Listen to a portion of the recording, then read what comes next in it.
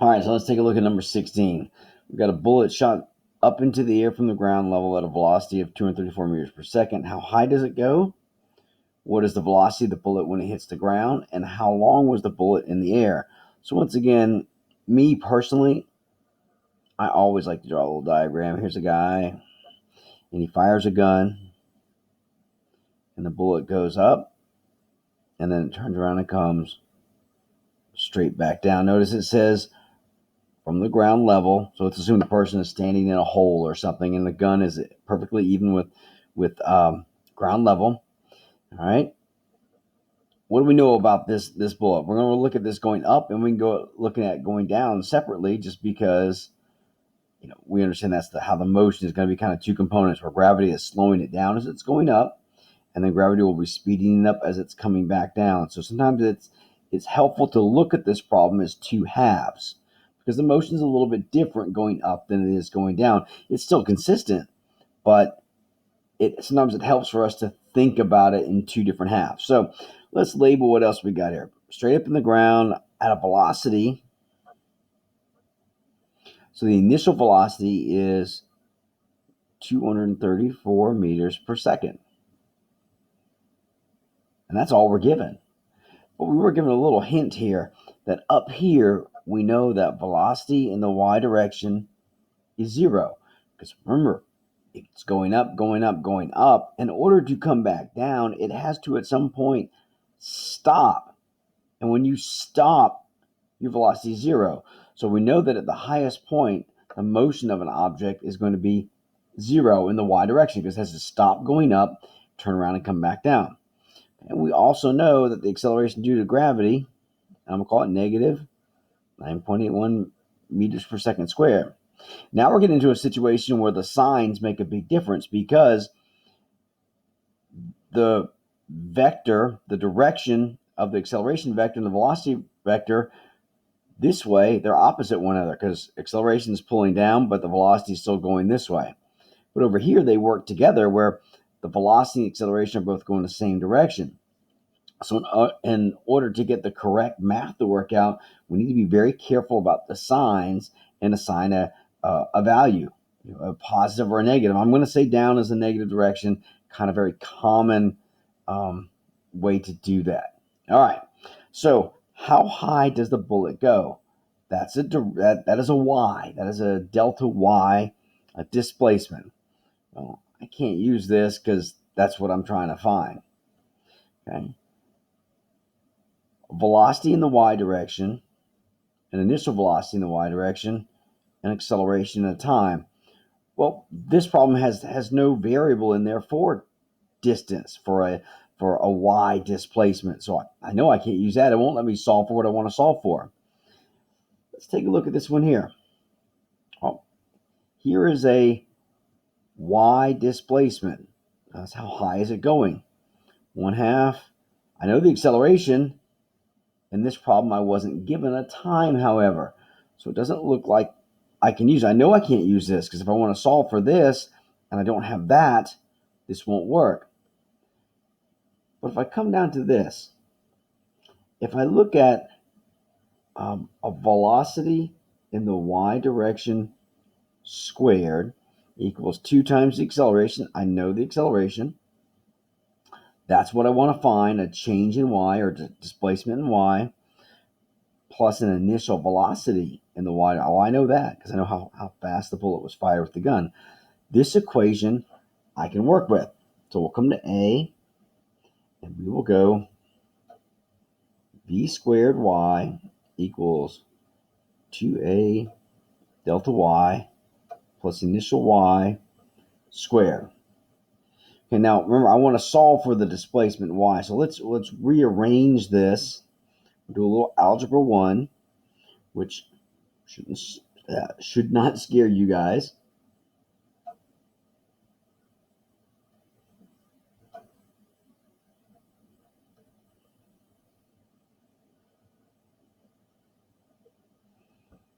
Okay, hopefully I didn't lose anybody there in moving some stuff around.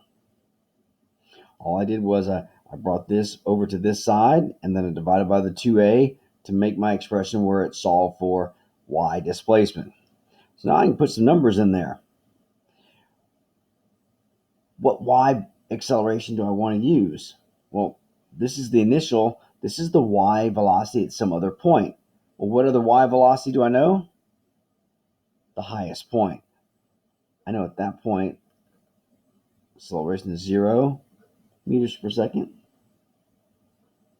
The initial is 234 meters per second.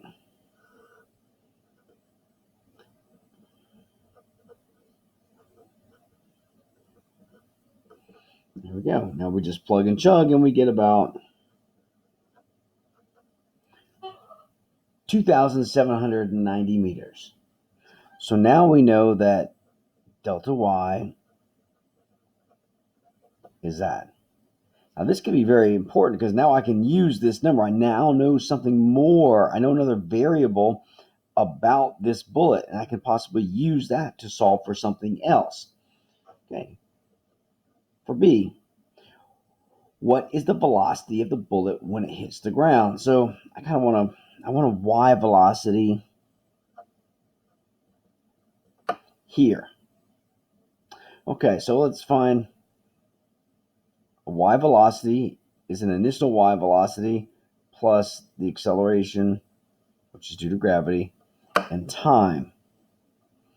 Okay, I still don't know anything about time. I haven't solved for time yet, so I can't use that one to solve for the velocity right there. But this has got a velocity. That's got the acceleration that I know. I now know the change in y, the y displacement, an initial velocity. Well, if I think about the ball or the bullet from here to here, just look at this side of it. I know the initial velocity up here was 0, which means I can use that to find the velocity down here. So let's set that up. We're going to use that same equation.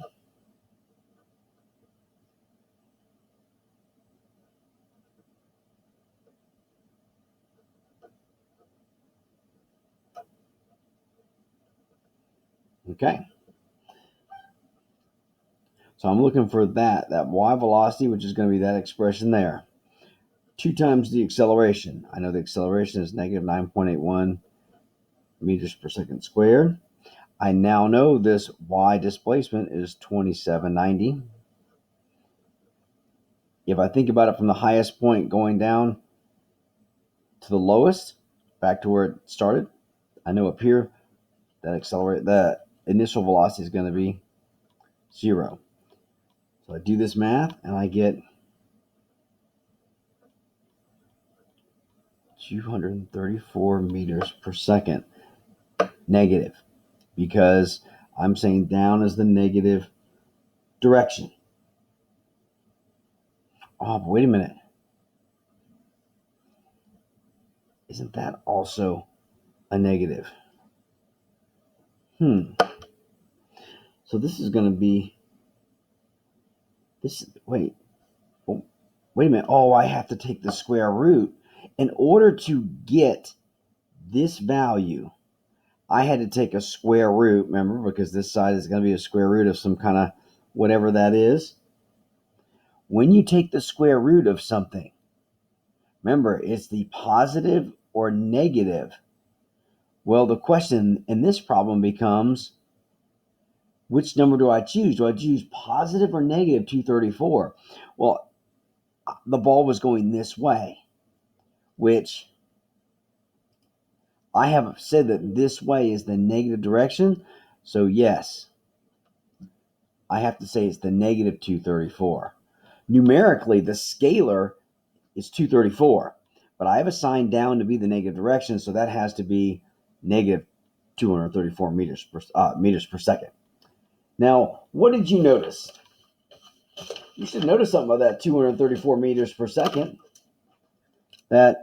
Wasn't that what we started with going up?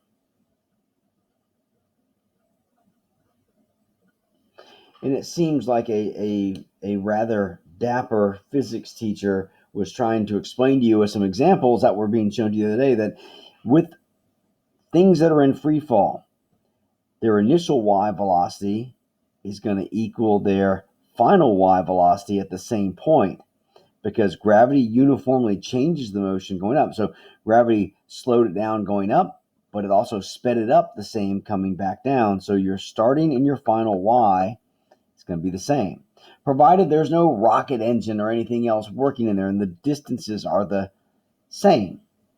So we really didn't even have to do the math on this, but we did the math to prove that I wasn't just telling you a story. All right, so how long is the bullet in the air? Here we're going to look for time. Well, we got to look at the variables that we have now and figure out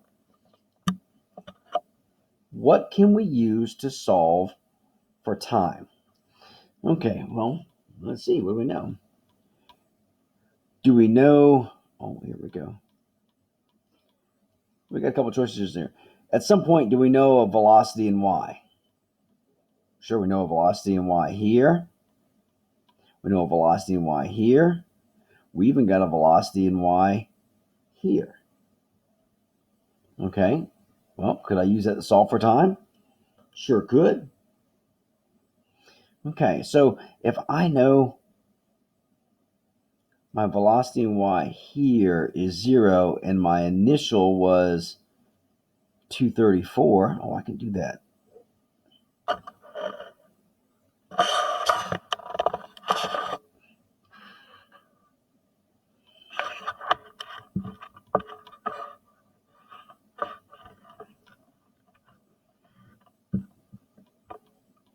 Sorry, I was trying to get this to be just the right size piece of paper so that you could see it. Make it big enough. Now I'm running out of room here. All right, so a velocity in y, initial velocity in y. All right, at some point, do we know velocity in y? Well, we know the velocity y at the top is 0. We know initial was 234. We know the acceleration is negative 9.81 meters per second squared. What's the time? Well, we bring 234 over here, and then we can solve for this. I'm going to pause this real quick. Okay, so I get a time of 23.8 seconds. Wait a minute, that wasn't the answer that I told you. But think about this problem. What we just solved for was the time on 1/2 of the motion. But remember, it's also coming back down. So that means if I use that formula there to solve for time, I basically have to double my answer because that's the time going to the highest point. So if I double that, I'm going to get the answer that was told to you of 47.7 seconds. Now, I could have found that out a different way. I could have found that out using a different formula. I could have used this formula here. If I take delta y equals 1/2 at squared, if I use this formula here, I can rearrange this and get this to where I get t equals negative 234 plus or minus the square root of 234 squared.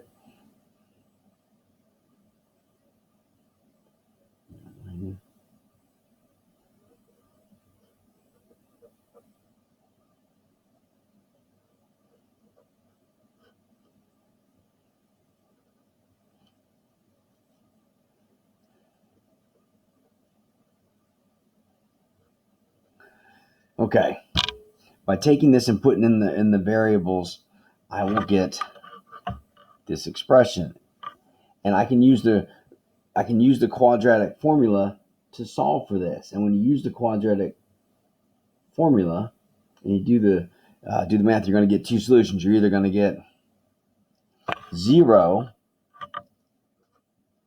or 47.7 seconds, which was the same thing that we got if you examine the problem in its two halves. So it kind of depends upon how you like to do it, but either one would work. This is why it's very helpful, usually with physics problems, to draw a diagram, because sometimes if you visualize it and you can think about it in different chunks, it'll help you still get to the same answer. Okay, now we'll move on to problem number 17.